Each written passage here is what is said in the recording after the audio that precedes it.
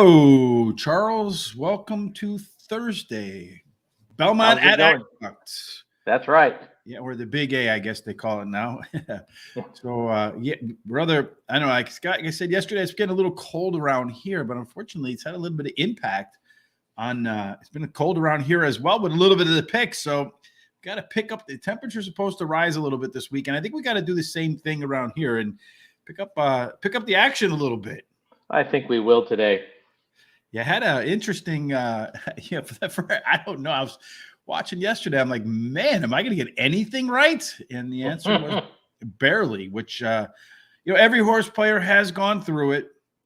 And the only advice I have is when you're going through a cold streak, and everybody will, it's the nature of risk when you're doing, what do you call it? Risk playing or whatever you want to call it. Yep.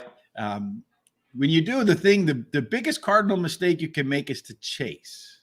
So don't chase. If you start to get a little bit cold, maybe cut back on the amount that you're betting, so to speak, and then, or maybe even just take a break for a couple of days and then come back to it after you've paper betted and found yourself to be back in the swing, so to speak, right? Well, especially if your favorite bets are not coming in. So that's when it's time to just back off for a day, like or two, like you said, and come back at them. Yes, indeed. So last night, if you didn't have a chance, I hope you take a look at the Horse Center with Sean and I last night with James St. Vincent. It was a good show, talking a little bit about a documentary that he's going to film in 2023 and release in 2024 called Racing on the Brink. Should be a fantastic show, a good look at horse racing, what happens behind the scenes, and he's going to get some good access. It should be a lot of fun. Looking forward to that. Make sure you check that out. And also yesterday, Eddie and Chris had on John Stetton from Past the Wire. And what I watched, there was something in there John mentioned about betting superfectas that I think is just absolutely genius. So if you're a superfecta bettor, you're going to want to watch that. Again, you can catch that on Horse Racing Radar TV. Make sure you give that a look. And while you're there, if you haven't done so already, please hit the subscribe button. We appreciate that. Help us reach our goals of getting to hundreds of thousands of subscribers in the next couple of years. So we're looking forward to accomplishing that. And the easiest way to do that is make sure we hit some winners. Isn't that right? That's right. We'll do it today. Fantastic. So today we're going to tackle Belmont at Aqueduct, or Belmont at the Big A, as they call it. They should just call it Aqueduct because that's really what it is. Race number 1, Charles, at Aqueduct, is a 7 furlong. And again, we come out of the gates with a maiden race. This one's a maiden $77,000 race.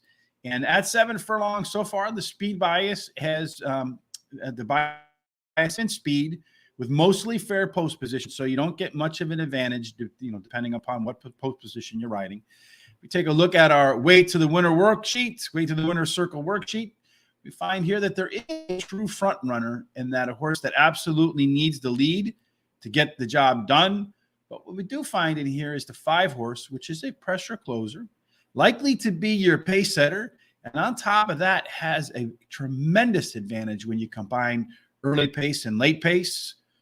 When you look over here on the right-hand side, we see that we got a couple of first-time starters in here too. Charles, I think this race is pretty straightforward. What do you say? Yeah, well, it's my best bet of the day. But I have to say, I have 3 horses today that I really like a lot. Mm-hmm. And there's 3 different races. 2 of them are maidens. Imagine that. A little scary, indeed. A little scary, but that's what I like. So the first one, my best bet of the day, is the 5 here. And I think you're going to probably get about 2 to 5 odds on that guy. Yeah, unfortunately, it looks like. Mm-hmm. He has the last 4 races were second, 5 out of 6. The hot jockey in the last 7 days. This horse is the now horse. So I think he deserves every bit of that on the odds part. The 6 is my second pick. The horse has been in the money 5 out of 7 times.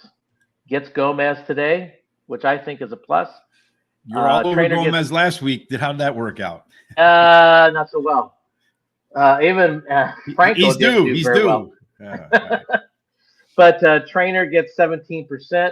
Ran third last time out, and he fits well in here. The 3 is my third pick. Very well bred horse. Solid works. Trainer gets 25% when he debuts in a maiden, straight maiden. And then my final pick is the one. Solid works for David Dunk, which I think is a very good trainer in New York. The horse gets Pratt also, so another Big one to look for. Big plus. Number 5, I think, looks to me like the horse here that's going to be very difficult to beat. Has a really strong pace advantage at the half-mile marker, 10 points higher than the next closest horse. It's already beaten the 6 horse, your second pick, which is going to be my 4th pick in just a minute, twice by sound margins.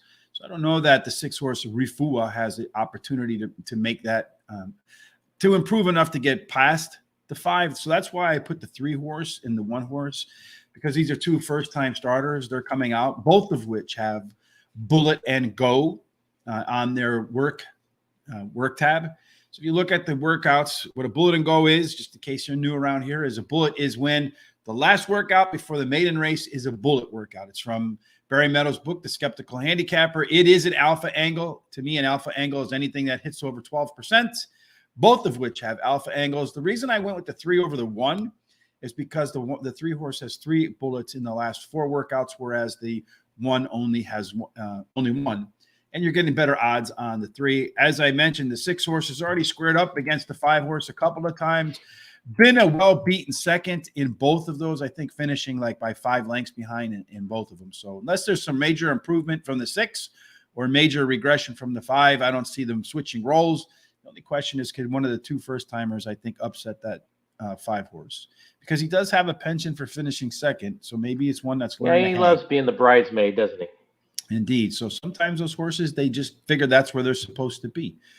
Race number 2 is 1 mile. It's a claiming $12,500 race. 1 mile races at Aqueduct. There has, again, favor speed on the dirt.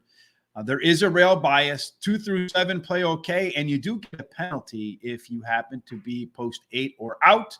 Not the case here in race 2 because it's only a 6 horse race. Again, we find that there aren't a lot of early pace horses in here. And these are horses that typically need the lead to win, or can be right off the lead and win. We have a host of pressure horses and closers. Of the pressure horses, the 6 horse looks like it has the most early pace, so could be the one that sets the tone out of the gate. On the way home, unquestionably, the 1 horse has a late pace advantage over everybody else, significant late pace advantage. And if you combine the early pace and late pace together, you see the 3, the 4, the 2 all rank out as the same. So this race to me is pretty wide open, Charles. There's a good reason that you can take any single one of these horses. What are your good reasons for the 4 you're about to take?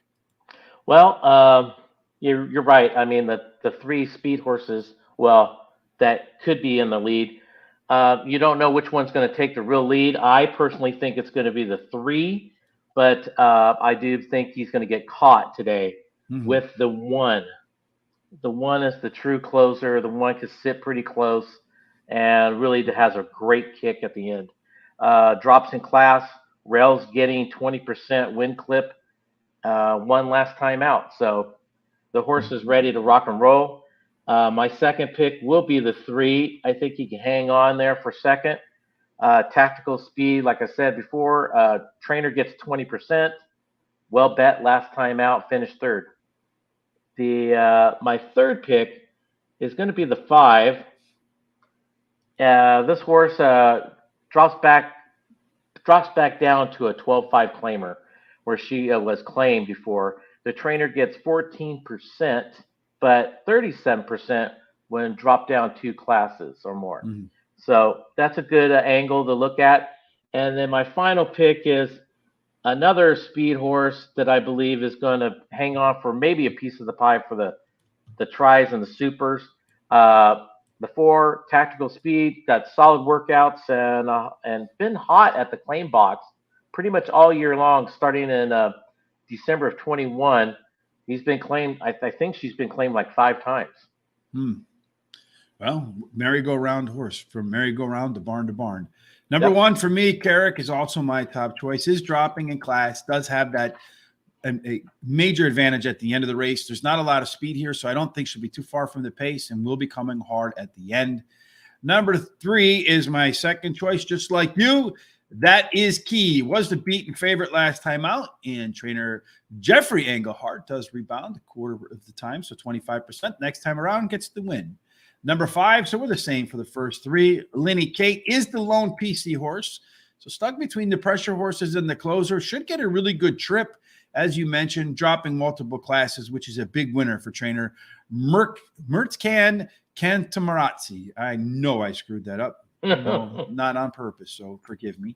Number 6, Grudge. I think this one could be the pace setter in here, as we talked about in the pace worksheet, and is also dropping multiple classes. So maybe that can be the key for that horse holding its speed longer. Race number 3. Charles, looks like you're going to head right to your long shot here. This one is 1 mile and 1/8 on the turf, optional claiming $62,500. So far, 1 mile and 1/8 on the turf at the Big A for Belmont as an alternative. They've only run 4 races so far, split between horses that are closers and speed horses. Our way to the winners worksheet says that, again, an interesting setup early on at Belmont at the Big A. In this case, we don't have a single horse that's one that's needed to lead to win, pressures or takes the lead to win, or has pressured solely to win. And instead, what we get here is we get a bunch of we get a couple pressure closer horses, and we get a bunch of closers. Now, the 2 horse was initially in the NA column because he's shipping in from France, I believe, if I remember correctly, after more than a year on the bench. I went back and looked at its history. 2 horses, absolutely a closer. With that in mind, the 5 horse now is a left arrow horse, usually a closer, but it's normal early pace out of the gate. It's going to put this one on the front. Does have some of the best late pace as well. So if this horse can get out and run some pretty good fractions, not fast, but just moderate pace, because nobody really wants to lead, could be one that's very difficult to catch and pass. Charles, is that why it's your long shot, or you got something else in mind? No, I got something else in mind. I actually believe the 3 is going to go out in front and put them all to sleep. Horse has got tactical speed, so this horse could actually do it. He also has enough kick at the end to close very well. The horse is finished in the money the last 3 times out. Trainer gets 20% when there's 46 plus days of rest. Now, as my second pick, if this horse have had a race somewhere in the last 40 days, I'd probably be choosing this one. But the 2, I watched his races in Europe, and wow, this horse has got a serious kick. But he's been off a long time. Adds Lasix. Solid Works does have Solid Works. Hot jockey in the last 7 days. Brown gets 22% on shippers and 27% on 90 plus days of rest. So, I mean, he's got some things in his corner, but still, I think it's just a tad bit too much for him to. And plus, he's the favorite. I don't know why he's actually the favorite coming off that kind of layoff. But well, because he was running in group races over there. Yeah. So, I mean, he was facing much better competition. And the horse he lost to last time, if I remember correctly, recently ran in some pretty big races in England. So he was facing some stiff competition over there. It's also interesting to note that he's not in for a price. So he's not up for sale today. Yeah, I know. That was another thing. So, yeah, I mean, very interesting horse. You definitely have to be scared of him. The 4 is my third choice. Back on turf. This horse is 12 for 17 overall. Has some tactical speed. Franco gets back on this horse, so I believe that's a plus for this horse. And then my final choice is the 1.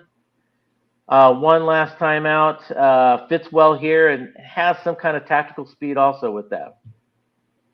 Well, you don't even have my 5 horse, which I'm going to put that guy on top. Is that left arrow horse, has an advantage early for the first quarter mile, should be able to get out, get the lead, run so with some pretty decent fractions, and has the best early pace late combination by a pretty wide margin over all others. We just don't know about that too, because none of the numbers translate from France to the US. Number 2, that horse, as you mentioned, coming off that long claim, running against quality company over in France, been off for more than a year. I think it's a plus that they're bringing it back at an optional claiming, so really reducing the competition it's faced, but yet not risking the horse being bought. So I do think you're going to see a good effort out of that horse. But in all likelihood, this is one of those races where it needs one. They're going to get it one against lesser competition with a chance to win, although I'm not 100% certain that winning was the goal to get it back into graded stakes races. But they didn't want to lose the horse either.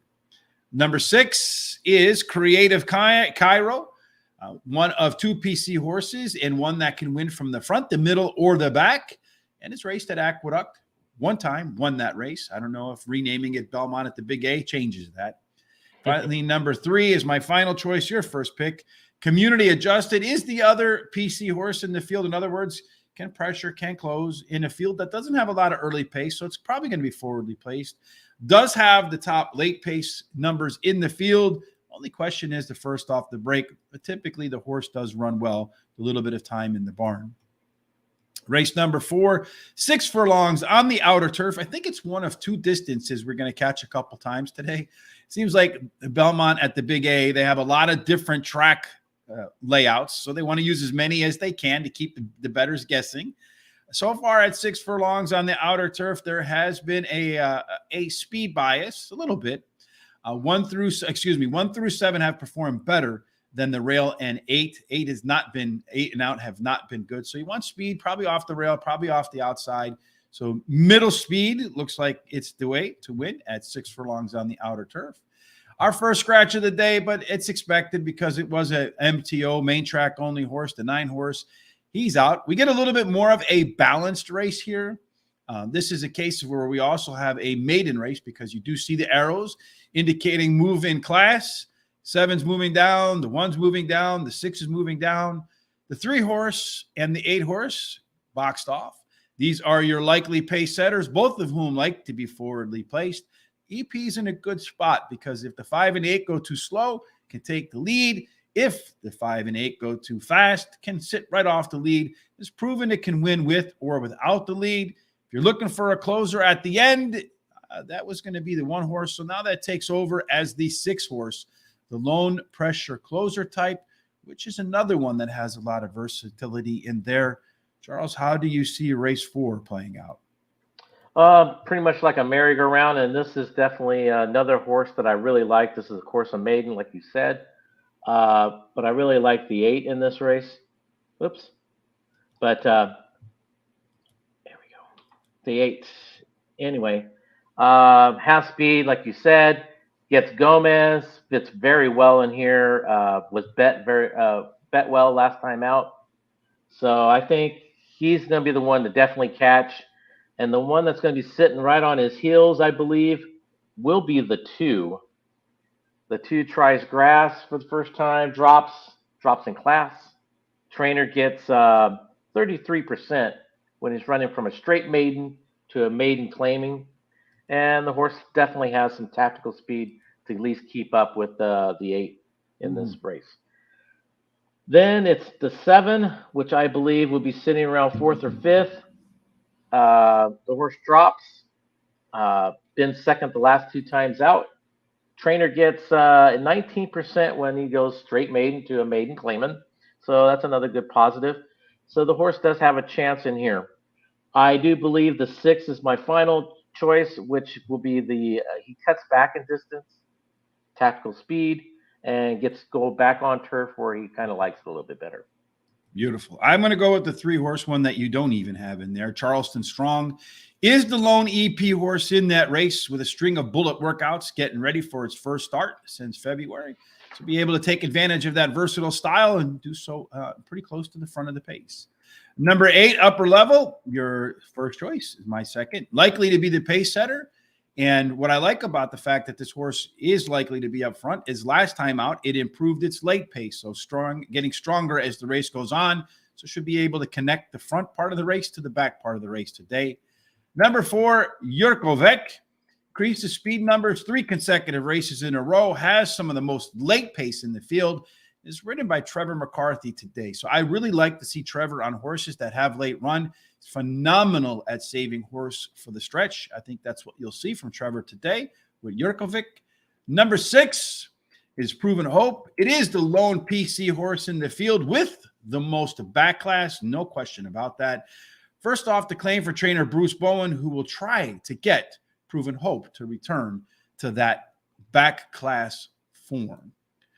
Race 5, Charles, is the next on the Belmont card. Obviously, 6.5 furlongs. This one is claiming $25,000 for a purse of 60 grand.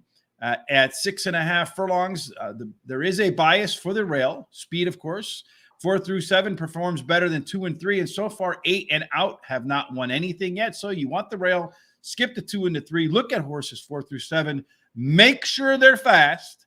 And if we look again at our pace worksheet here, we'll see that there is a scratch in here, a couple of them that might impact the outcome of the race. The 8 horses gone. The 9 horses gone. So you do kind of have a concentration here of a little bit of speed up in the front. The 2, the 4, the 6 likely to be the most have the most early pace when the gates open. The 6 horse, though, however, as a EP horse, is not lead dependent like the 2, 4, and 5 have been for recent wins, and also has the top late pace in the field. So should get a really good trip. The 1 horse is another that could benefit from all the speed up front with a lot of late pace as well. Charles, race number 5, what's it going to line up like when they hit the winner's circle? Yeah, this is a very interesting race, kind of like what you said, a lot of speed. But I do believe the 2 is going to go out in front, and I believe he's going to hang on. Has speed, cuts back in distance, won last time out, does move up, but hey, he has to kind of do that after you win after that. The 6 is a very interesting horse, I believe. Has tactical speed. Could take the lead if he has to. But won last time. Rudy gets 16%.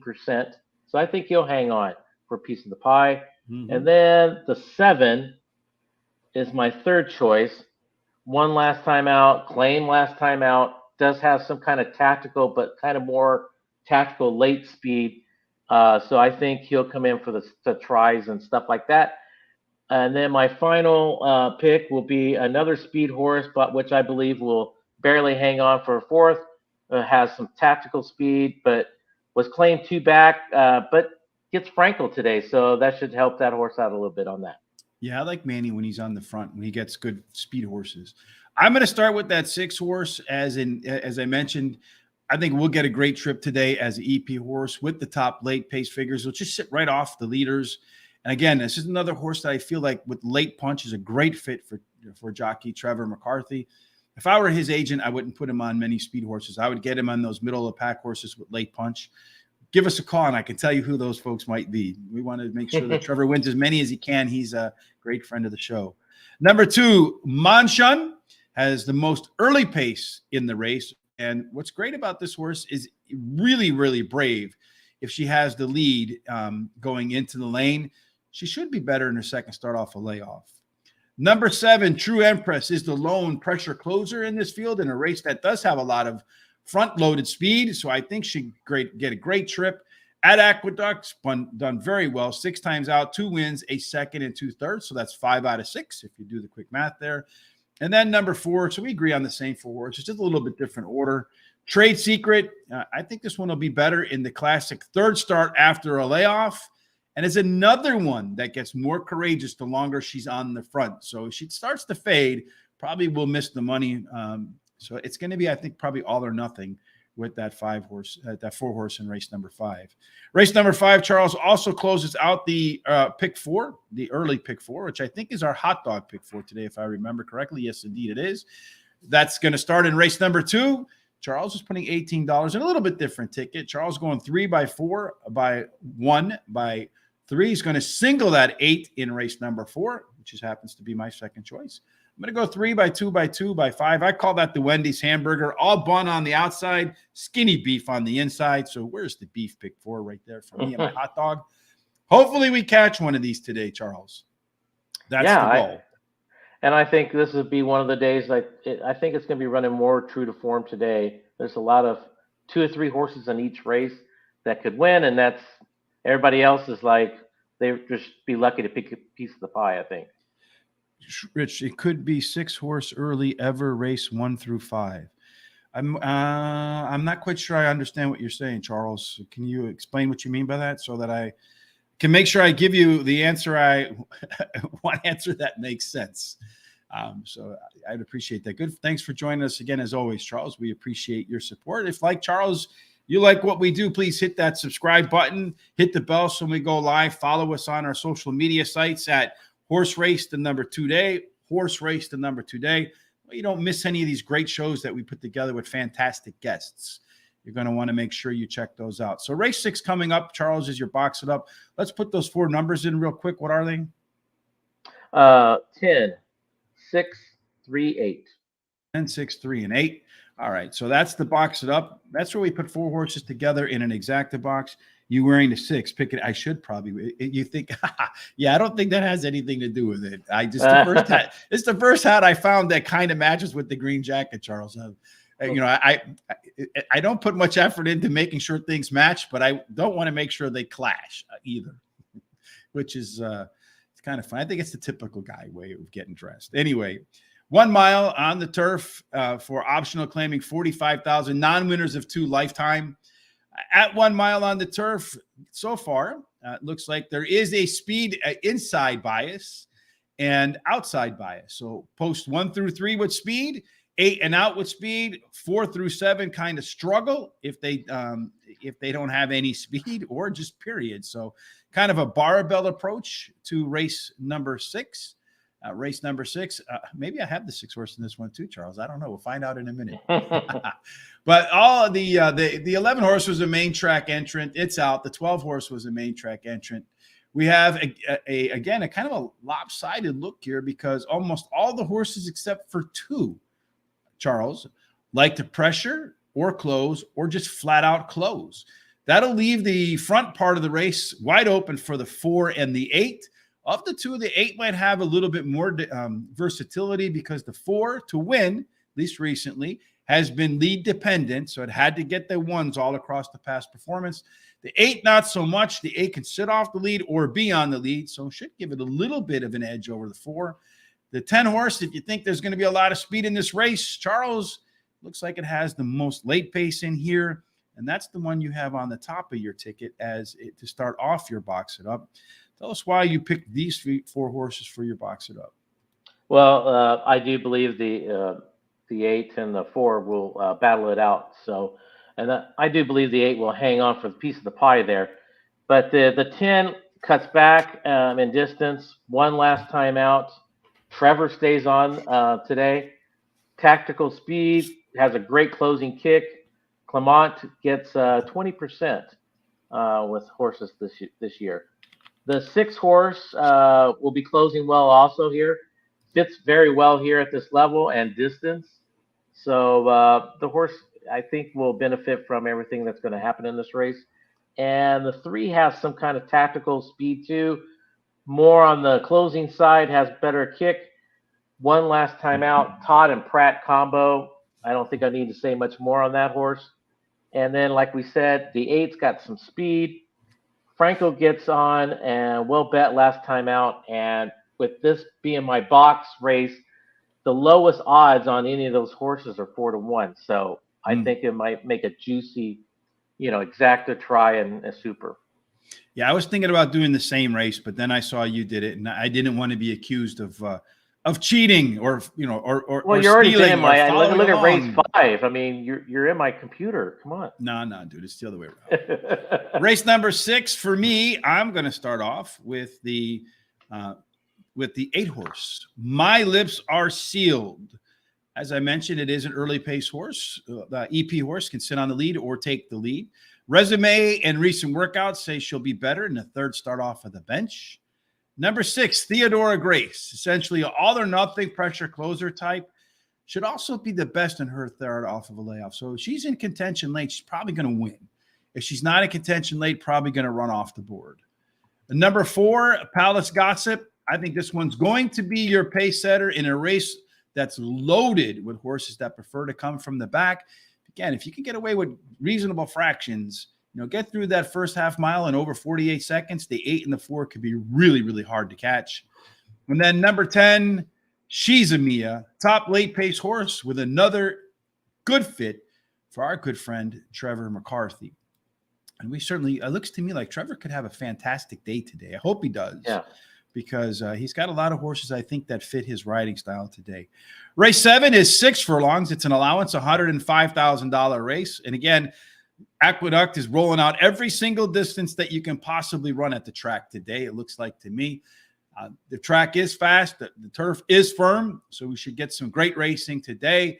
6 furlongs, early speed, a little bit of a rail penalty. 2 through 7 have been the best performing posts so far. Our pace worksheet says for race number 7 that we get a race where we don't have a horse that is lead dependent, so there's not one that needs to be on the lead. The 2 horse, however, and the 1 horse look to me like they will be the horses that are the ones that set the tone when the gates open. But interestingly, with the 2 horse, not only does he have that early giddy up and go, but he's marked off as the L1, the horse with the most late pace, giving him a plus advantage. And the early pace and late pace going to be involved from the beginning to the end. Is he going to be involved so much with your picks, Charles, that he ends up as your top choice here? Well, this is another one of my races that I really loved the horse. I had a very hard time choosing my best bet of the day out of 3 races. And this was one of my other choices. And I believe no one's going to catch this horse, which would be the, oops. It's all right, Charles. The 2. So I think the horse is going to go out to lead. And I just don't think they're going to catch this horse at all. I think he's going wire to wire with Gomez on. Trainer gets 18% on 46 plus days. So you got a very fresh horse here. So I really like this horse a lot. The 4 horse is my second choice. Got some tactical speed, but more or less on the late part of the race. Hot jockey in the last 7 days, second in the last 2 races. So the horse has been knocking on the door of late. So he'll probably come in and finish up that exacta. So this, if anything, this is my exacta of the day if I was going to pick an exacta of the day. And then my third choice would be the 1 horse here. Tactical speed, finished 3rd last time out. Trevor knows her very well. So the horse does have a chance to pick a piece of the pie. And then my final choice is the 6. Trainer gets 19% at 90 plus days. So this horse has been off for 10 months. So she might need a race here. She comes back to sprinting, solid works. Belmont always puts a solid base on these horses. So don't think this horse is not in shape to run. It just is the horse tuned up 100%. So I picked her to come in 4th and pick a piece of the pie. I agree with you on this 2 horse. Baba is going to be in the lead from go to photo. So looking for a wire to win. If not, can also run second and sit off the pace if necessary. Does have, that plus advantage for early pace and late pace combination. Definitely going to be involved from beginning to end. Number 1, my second choice is Snicket. Did run similar fractions at 6.5 furlongs compared to the previous start, which was 6 furlongs. So if they run the same fractions, but they go a little bit longer, in my world, that's running faster. Horse has also done well at Aqueduct, a horse for the course in the money, 6 of 8 with 3 wins, 2 seconds, and a third. Number 6, Silver Strand. That last couple of races not looking so pretty, but if she can run back to her debut, could make easy work out of this field. Workouts, though, say that's just a maybe. That's not a for sure for me. Number 4, To a T, has some of the most late pace in this field. And I do think it'll pick off some of the tiring legs early on, though I don't think that has I just don't think it's going to be able to get by the 2 or the 1 for the win, but could finish in there for second. So I just think the 2 horses, the dominant horse in here. That's, to me, why it's my best bet of the day. If you're looking for a best bet in baseball today, or maybe even college football, I think college football is running tonight. You might want to head over to Picks with the Professor. There is a link in the description down below. Please click on that to get the full game rundown for every game. Make sure you check out his video. There's a link for that too as well. When you're on the parlay of the page day, if you click on the home link, you will see here there is a latest Major League Baseball and college football YouTube show. Check those out if you like to do some sports betting. And I know a lot of folks around the planet, And we see that with FanDuel with the TVG now. They're trying to push the two sporting fans together, horse racing and sports betting, because they think it's a good fit between the two. They're complementary. So make sure you check out the professor. He's absolutely complimentary with what we're doing. And then, of course, tomorrow night, myself and Sean with a special guest maybe, and then a cameo visit from Hawaii bound Jared for our NFL show for this week. That's at 9:00 Eastern.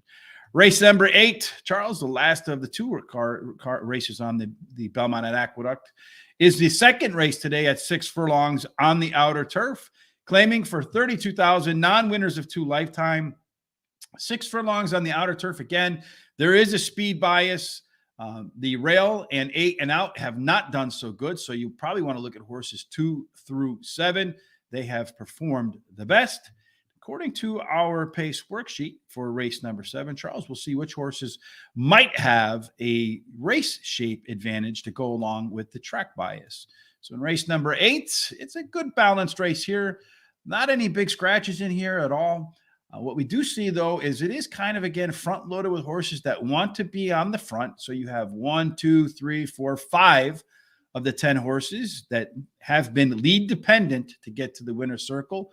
Of those 5, the 3 and the 7 have the most early pace, which could discourage the 5, the 9, and the 10. The 8 horse is a pressure horse. It is a left arrow horse, one that sits right off the pace, should be able to keep up with the front runners, if not maybe compete for the lead. What's interesting in here as well is the 6 horse, which is also a pressure horse, which will sit right behind this wall of speed, does have a plus late pace advantage. So if all these guys go way too fast, the 6 horse is going to be there smiling, waiting to pick up the pieces and cross the finish line first. How do you rank them, Charles? All right. Before we get to that, race 1 just went off, and the 5 won wire to wire. The 6 finished second, the 4 finished third, and the 3 finished fourth. Yeah, we both figured that 5 horse was going to be very difficult to beat. What did he go off at? Let me see, 2 to 5. Yeah, and that's what I predicted too. So I got one thing right so far today, that the horse would go off at 2 to 5. Let's hope that goes well, out. And that was Charles' $50 bet. Mine was the 2 horse in race number 7, Barry, and I think Charles agrees with me because he said he was struggling between the 5 and the 2. So would you now make that 2 horse and the 8 in the 4th race? Those 3 horses, I have basically, I'm just parlaying my money. I'm just bet the win on the 5. I'm parlaying that money to the 8 and the 4th. And then I'm going to the 7th race with the 2. So you're going to press your bets between the 5, the 8, and the 2. That's an interesting strategy. I like that. All right. So now to the 8th race. My first pick in this race is the 3. Drops in class. Weaver gets 25% on first-time claiming. And this horse definitely has some speed. George Weaver definitely sends him out fit. If you ever want to see a great-looking horses coming out on the track, him and Steve Asmussen, they always put out top-notch looking horses at least. My second pick here is the 8. Tactical Speed, likes the turf, gets Pratt today. So very dangerous horse. And then my third pick is the 6. Drops in class today, cuts back, and gets Franco. So we're going to have some jockey battling here today in this race. And then my final pick will be the 4, cuts back in distance, Tactical Speed, fits very well in this race with these horses. I got my box set up in here for race number 8. Again, $1 exacta box, 50-cent trifecta box, 10-cent superfecta box. I also like the same one that Charles liked in race number 6, but I do think you're going to get some good odds in a wide open race here as well. Eddie the Great, as I mentioned, is a pressure horse that does have that late pace advantage over the rest of the field. It's going to be making this 3rd start off the bench, and I think just going to get a great trip for its running style. Number 4, He's Got It. First off the bench and a bullet work, says he will be ready to get back to work today. Number 8, Suit of Armor, is a small, not a big left arrow, but a small left arrow horse. Stays here if the race is on grass, which it is, because if you look through the past performances, the best work is absolutely on the grass, not on the dirt.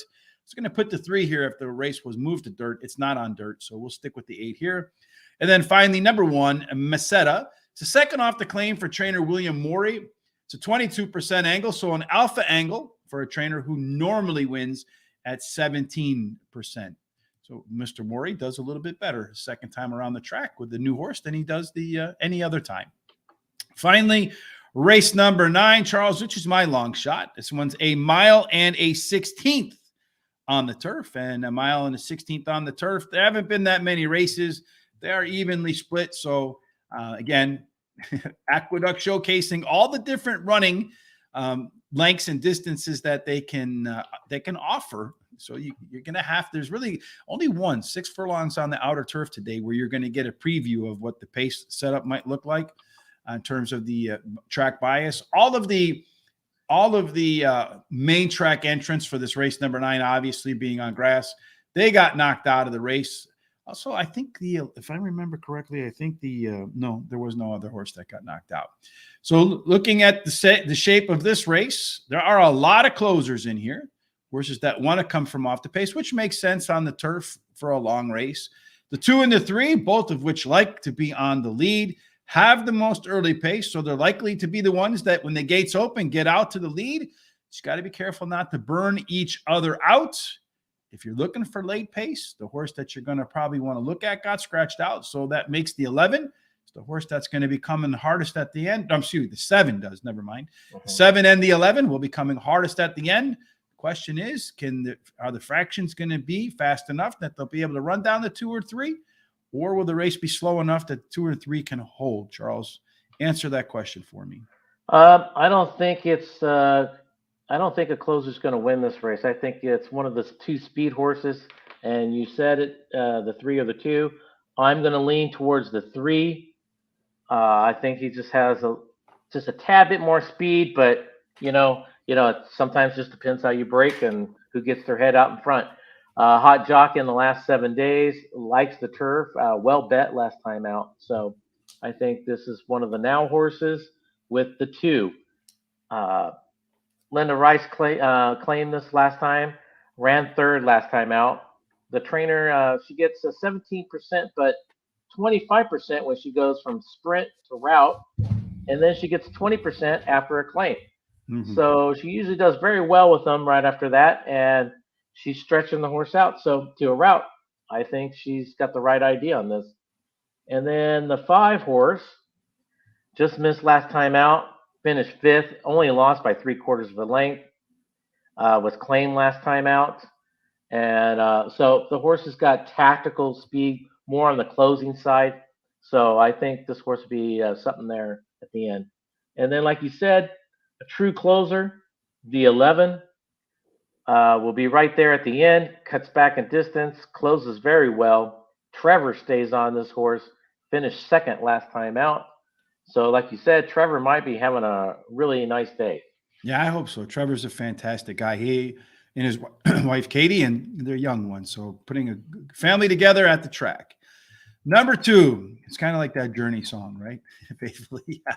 They say that the road ain't no place to start a family. Well, I guess the track is kind of like that, but they're doing a great job. 2 great people for sure. Number 2, run up the score. I'm going to take a little bit of chance with this horse. It's the first time on the grass off the claim for Linda Rice. What I like about it is throwing Flavian Pratt up on this horse. That duo, I think, has won 3 out of 6 races, but been in the money 100% of the time. So I'm pretty confident that they feel like they got a good shot to win this race, considering they're 6 for 6 in the money, the decent ROI. Number 3, the other speed horse in here, was a favorite last time out for trainer Brad Cox. He does rebound at 31% the next time around the track with a horse that got beat as the chalk. Been on the grass 6 times, so return to grass, I think, is very helpful. A win, 2 seconds and 2/3, so 5 out of 6. But the horse certainly looks to me like it'd rather finish 2nd or 3rd than 1st. Number 11, Pegs a K-Girl. 3 consecutive speed figure increases. That crescendoed and to the top last race. Speed figure does have the top early pace, late pace combination in the field. And again, I do think this horse just fits Trevor to a T. Number 7 is my final selection in here. Stella Mars was a tough call for me over the 8 or the 4. But I'm going to go with the horse that has the top late pace figures in this field. and is usually, if you look at those past performances, really close. Gives you a lot of hope, but just doesn't quite get that little at the end to finish first, but does absolutely participate in the gimmicks. That wraps up our full card selections for the Belmont and Aqueduct track today. Doesn't wrap up our pick fours, however. Here are our pick fours. Charles says he's going to buy race number 6 with an all button. Then he's going to go 2 by 4 by 2. That all works out to $96. So Charles, here's to you picking that pick 3 from race 7, 8, and 9. Well, I love the exacta in the 7th race and the 9th race. So there, that made it pretty easy for me there. I believe the 6th race is pretty wide open. That's my box race. So should be some prices in there. And then I think it's down to my 4 picks in the 8th race. Mm-hmm. Well, for me, looking at it, I went 4 by 3 by 3. I know I feel like that 2-horse in race number 7 is going to be pretty difficult to beat. I do think it will be very hard to beat. But I still hope that, if he does get beat, we get beat by something that pays a little bit of a nice price. I feel like that last race, race 9, is one of the more difficult races on the card where just about anything can happen. So that's why I went the deepest there. My total is $90. Just real quickly, again, our hot dog pick 4, which is coming up in race 2. We both put $18 to work. Just structured our tickets a little bit differently. Charles singling race number 8, race number 4 with the 8. I'm going 3 by 2 by 2 by 3. And then our full pick, our box it ups for race number 6 and 8. Charles going with the 10, 6, 3, and 8 in race number 6. Me with the 6, 4, 8, and 1 in race number 8. Our full card picks look like this. Once again, race number 1 is already in the books. The 5-horse. Charles's best bet did win. Came home at 2 to 5. So he lived up to his price. We kind of knew it would be a horse that would be difficult to beat. And then if you're going to bet a little bit later on today, get prepared for tomorrow with all those big races at Remington Park. We figured we'd give you a preview today at Remington Park. Absolutely free over at Guaranteed Tip Sheet. There is a link in the description down below. Make sure you please click on that, or you'll find them over at horseracingtoday.net. We'll also put up our race notes and the way to the winner's circle pace sheet. So race number 1, Swirling Wine, is a best bet tonight at 7 o'clock this night. So some nice night racing over there at Remington Park.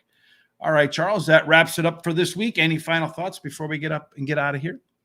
Only actually one. Last night I kept on reading all these tweets and stuff from gamblers that they're upset that they missed a price horse. They upset this. My saying is, if you have a winner and it pays double, 2 to 1 or even money, I should say, hey, take it for a minute and some change of, in seconds, double your money. Why not? Take it. Yeah, I was kind of upset at myself a little bit yesterday too, because when I go through these pace worksheets, sometimes if you just sit back and take the 10,000-foot view, it kind of tells you which horse to look at. And I did miss a couple yesterday, so that would have changed the outlook for me completely. But hopefully today, I kept notes. I wrote that in mind, kept it in mind today, went back to the basics, so to speak. So that's my first, my first of 3 points today. It's when things aren't going right. Go back to the basics, right? Reduce and then go back to the basics and make sure that you're stick it to the fundamentals. Also, with the weekend coming up, make sure you reach out to somebody you haven't talked to a while and say, hello, how you doing? Good to see you, or good to talk to you again.